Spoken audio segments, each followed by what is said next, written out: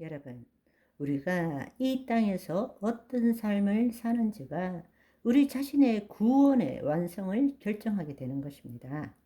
혼의 구원을 이루어가는 사람들이 그 행위를 가지고 심판을 받게 될 때에, 그때의 심판은 지옥 가느냐 천국 가느냐의 심판이 아니고, 모든 세상에서 우리가 한 상급을 공포하는 그 심판, 평가를 받게 된다는 이야기입니다.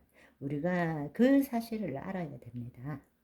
예수님이 재림하실 때에 그리스도의 심판대 앞에 서는 것은 믿지 않는 자, 혼의 구원을 이루어가지 못한 자는 심판이에요. 음부로 들어가는 것입니다. 그렇지만 혼의 구원을 이루어가는 자는 그가 얼마나 행위를 어떻게 하였느냐, 하나님을 얼마나 나타내었느냐로 심판을 받는 것은, 그것은 평가를 받는 것입니다.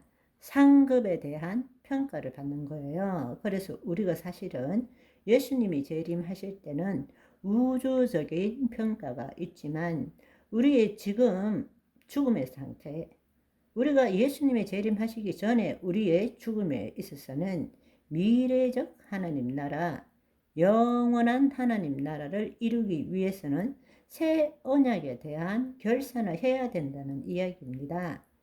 결산을 해야 되는데, 그 결산 때에 혼의 구원을 이루어 간 자와 혼의 구원을 이루어 가지 못한 자는 반드시 결산이 달라져야 될 거 아니겠습니까? 불신자나 살아있는 동안에 혼의 구원이 무엇인지를 모르는 자는 음부로 가는 거예요.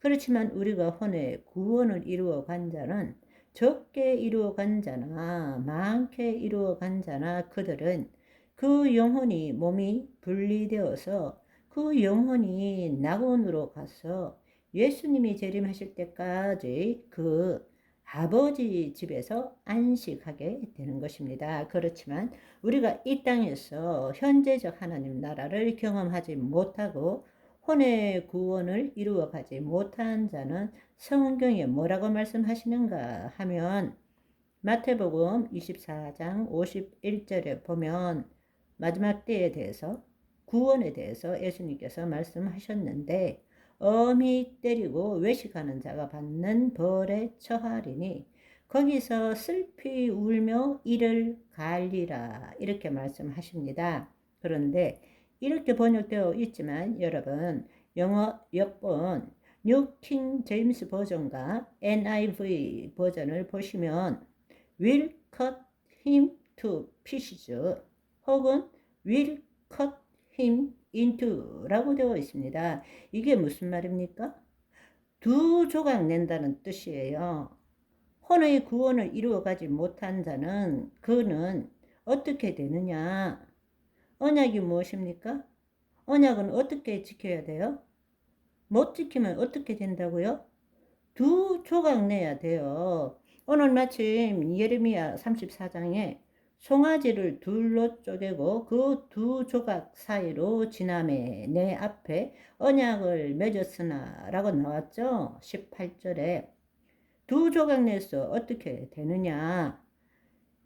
그 영은 하나님의 영이에요. 그렇지만 그 영이 떠나가고 난 다음에 인간이 기능하지 못하는 영과 혼은 음부로 내려가는 것입니다. 몸은 죽고 두 조각 나서. 그래서 여기에 보면 외식하는 자가 있는 곳에 한쪽을 둔다라는 뜻입니다. 외식하는 자가 가는 곳이 어디예요? 음부인 것입니다. 새 언약의 결산은 우리 각자가 죽을 때 이루어지는 것입니다.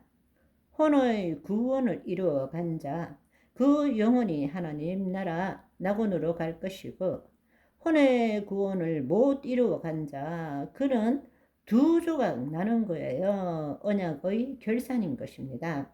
하나님의 영은 하나님 것이니까 하늘로 올라가시는 거고, 그렇지만 기능하지 못한 나의 영과 혼은 바로 음부에 내려가는 것입니다. 언약을 지키지 못하는 자는 둘로 쪼개지는 것입니다. 이걸 우리가 알아야 되는 것입니다. 그런데 우리 성경에서는 그냥 어미 때리고 외식하는 자가 받는 벌에 처하리라 이렇게 표현을 하고 있어요.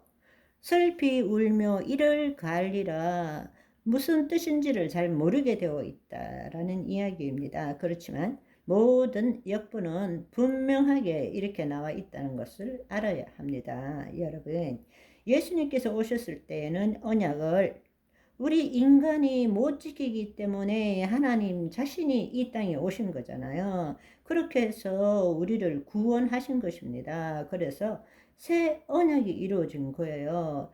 체결된 것이란 말입니다. 그렇지만 마지막 때는 그 언약의 책임은 우리 각자가 책임져야 되는 것입니다. 하나님께서 당신 목숨을 버려서 우리를 구원하셨는데 더 이상 갈 길이 없어요. 이제는 그 언약에 대한 책임은 내가 져야 되는 것입니다. 왜? 하나님께서 우리를 구원하시고 하나님의 영을 우리 안에 보내주시고 성령을 주셨고 말씀을 주셨고 영혼의 구원을 이루어 가도록 하기 위해서 끝끝내 우리 안에서 계속 역사하셨는데도 불구하고 그 혼의 구원을 못 이루어 간다면 스스로 책임져야 한다는 것입니다. 과거에는 하나님께서 친히 속죄 제물이 되었지만 지금은 이제 결사는 우리 스스로가 희생 제물이 되어야 되는 것입니다. 그렇다면 우리가 다시 한번 생각해 봐요. 언약의 관점과 행위 심판의 관점에서 볼 때에 한구가 영구라고요? 결코 항구, 영구는 될 수 없습니다. 우리가 구원을 받았다면 혼의 구원을 이루어 가야 합니다. 아멘. 마지막에 판단은 행위 심판이기 때문에 그렇습니다. 아멘. 오늘은 여기까지. 바이바이.